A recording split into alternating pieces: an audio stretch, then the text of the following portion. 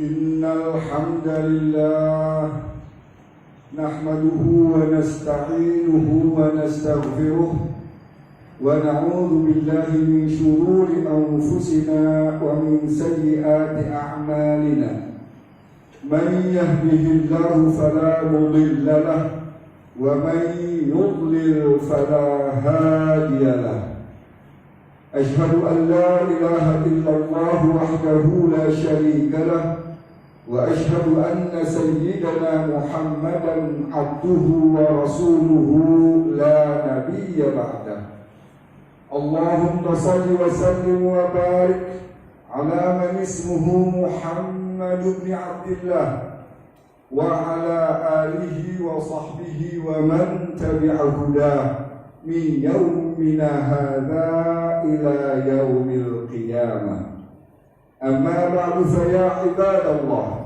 أوصيكم ونفسي بتقوى الله تعالى وطاعته لعلكم تفلحون قال الله تعالى في كتابه الكريم أعوذ بالله من الشيطان الرجيم يا أيها الذين آمنوا اتقوا الله حق تقاته ولا تموتن إلا وأنتم مسلمون صدق الله العظيم. Ma'asyiral muslimin, hamba-hamba Allah, jamaah salat Jumat yang dirahmati oleh Allah, selaku khatib al-faqir tidak lupa untuk berwasiat kepada diri pribadi terutama, kemudian kepada kita semua untuk bersama-sama kita berusaha dan berupaya meningkatkan kualitas iman dan takwa kita kepada Allah. Karena dengan iman dan takwa insya Allah kita akan dapat menggapai petunjuk Allah serta dapat berjalan di bawah pimpinan dan arahannya. Saudara-saudara kaum muslimin, dalam kesempatan Jumat terakhir di tahun 2021 ini, secara singkat saya akan menyampaikan sebuah tema antara ruh dan nafs dan peranannya di dalam Al-Quran. Ruh jamaknya adalah arwah, sedangkan nafs jamaknya adalah anfus. Di dalam surat Al-Isra ayat 85 Allah berfirman, wa yas'alunaka 'anir ruh. Mereka bertanya kepadamu Muhammad tentang ruh. Qulir ruhu min amri rabbi. Katakanlah wahai Muhammad bahwa ruh itu adalah urusan Tuhanku. Wa ma utitum minal ilmi illa qalila. Dan tidak ada seorang manusia pun yang diberi ilmu pengetahuan kecuali hanya sedikit. Memang ilmu manusia sangat-sangat terbatas dibandingkan dengan kemaha ilmu pengetahuan Allah Subhanahu wa ta'ala. Melalui firman Allah ini jelaslah bahwa masalah ruh adalah urusan Tuhan. Karena itu para ulama tidak membahas secara mendalam tentang ruh ini. Karena ruh merupakan rahasia kehidupan dan tidak ada seorang manusia pun yang mengetahui tentang hakikat ruh. Adapun nafs berasal dari bahasa Arab an-nafs, memiliki berbagai macam definisi. Di antaranya yang sangat populer adalah jiwa. Sedangkan jiwa terdiri dari ruh dan jasad. Ketika para ulama berbicara tentang nafs, maka yang dimaksud adalah ruh. Dan ketika mereka berbicara tentang ruh, maka yang dimaksud adalah nafs. Justru kalimat nafs inilah yang di dalam Al-Quran disandingkan dengan kalimat kehidupan dan kematian. Kata Allah, kullu nafsin dha'iqatul maut. Allah tidak mengatakan kullu ruhin dha'iqatul maut. Saudara-saudara, nafs atau jiwa memiliki kecenderungan untuk melakukan keburukan dan kejahatan. Karena yang namanya jiwa memiliki hawa nafsu. Sedangkan pengertian hawa nafsu adalah sebuah perasaan emosional yang sangat-sangat kuat, berkaitan langsung dengan gaya berpikir seseorang, berkaitan langsung dengan fantasi seseorang. Dan di dalam Al-Quran jenisnya bermacam-macam. Yang pertama, an-nafsul ammarah bisu. Dalam surat Yusuf ayat 53. Wa ma ubarri'u nafsi innan nafsa la'ammaratun bisu. Yaitu sebuah nafsu di mana jiwa selalu mengajak kepada perbuatan buruk, mengajak kepada perbuatan jahat.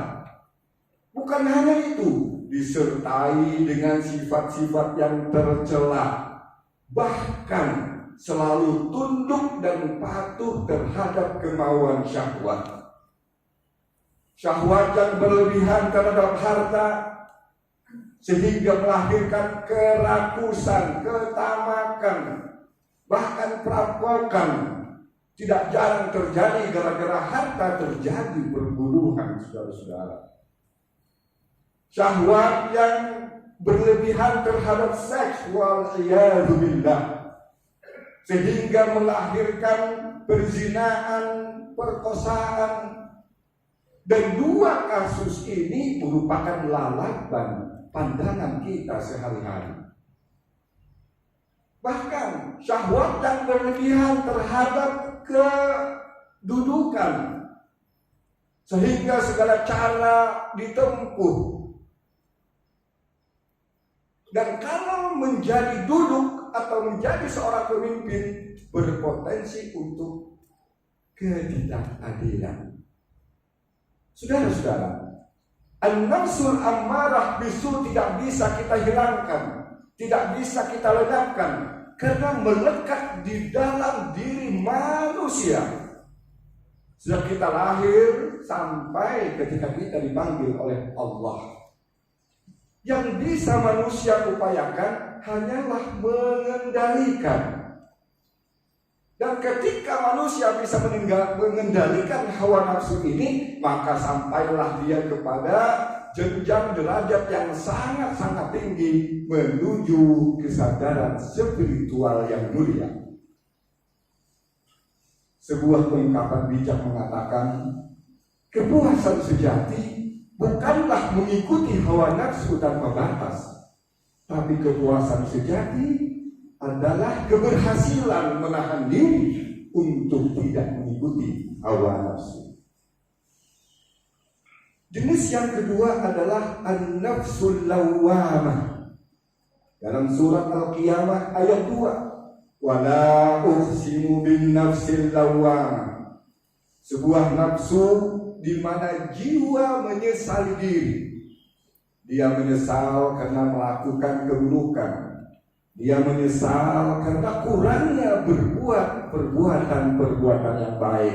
Dan jenis ini tergolong lebih bagus daripada an-nafsul ammarah bisu. Kenapa? Karena memiliki kesadaran untuk tidak mengulangi perbuatan buruk dan memotivasi diri untuk melakukan amal-amal kebaikan dan kebajikan.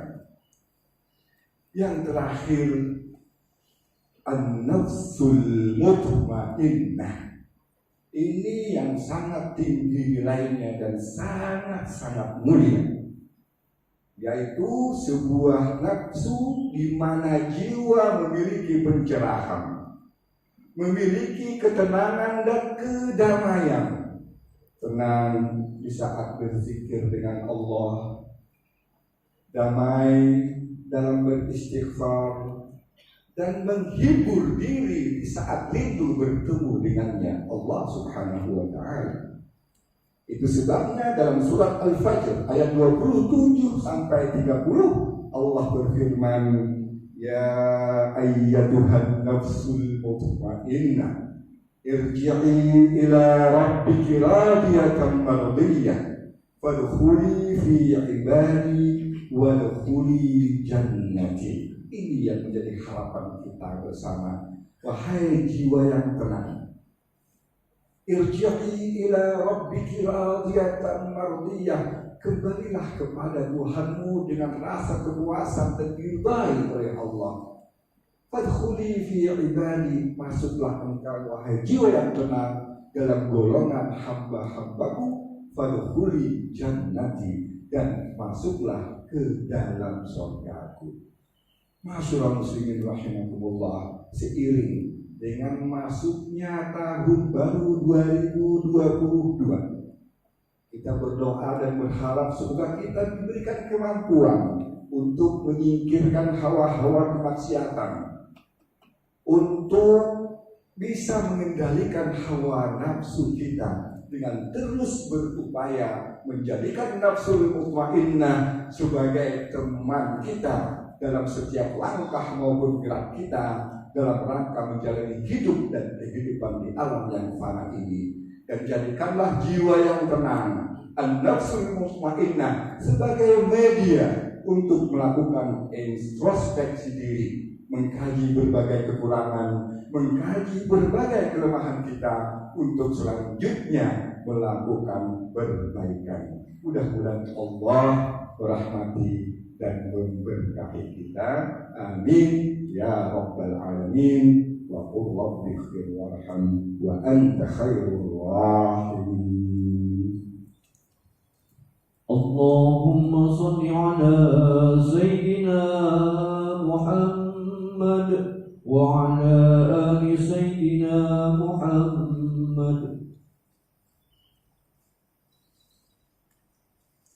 Alhamdulillahil ma'budu fi kulli zaman, nahmaduhu subhanahu wa hamduhu wajibun ala kulli insan. Asyhadu an la ilaha illallah wahdahu la syarika lah, huwal mutafarridu fil mulki was sultan, wa asyhadu anna sayyidana Muhammadan abduhu wa rasuluh, nabiyyun qama li ibadati rabbih hatta tawarramat bihul aqdam. Allahumma shalli wa sallim wa barik ala sayyidina wa nabiyyina wa maulana Muhammadin wa ala alihi wa sahbihi ajma'in. Amma ba'du, fattaqullaha ya ibadallah, sallu wa sallimu ala khairi khalqillah, falaqad amarakum bidzalika rabbukum faqala inna Allaha wa malaikatahu yusalluna 'alan nabi ya ayyuhalladzina amanu sallu 'alaihi wa sallimu taslima. Allahumma salli wa sallim wa barik ala abdika wa rasulika Muhammad wa ala alihi wa sahbihi ajma'in. Warḍallahumma ala jami'il khulafa'ir rasyidin wa jami'is sahabati wat tabi'in wa man tabi'ahum bi ihsanin ila yaumiddin wa alaina ma'ahum bi 'afwika wa rahmatika ya arhamar rahimin. Allahumma ighfir muslimina wal muslimat, al-mu'minina wal mu'minat, al-ahya'i minhum wal amwat, innaka qaribun sami'un mujib da'awat wa ya qadiyal hajat. Allahumma ya hayyu ya qayyum bi rahmatika nastaghith fala takilna ila anfusina tarfata 'ainin wa la aqalla min dhalik. Allahumma ati nufusana taqwaha wa zakkiha anta khairu man zakkaha anta waliyuha wa maulaha. Rabbana atina fid dunya hasanah wa fil akhirati hasanah wa qina adzaban nar. Ibadallah, inna Allah ya'murukum bil 'adli wal ihsan wa ita'i dzil qurba wa yanha 'anil fahsya'i wal munkari wal baghi ya'idhukum la'allakum tadhakkarun. Fadhkurullaha yadhkurkum washkuruhu 'ala ni'amihi yazidkum was'aluhu min fadlihi yu'tikum wa la dzikrullahi akbar wa aqimus shalah.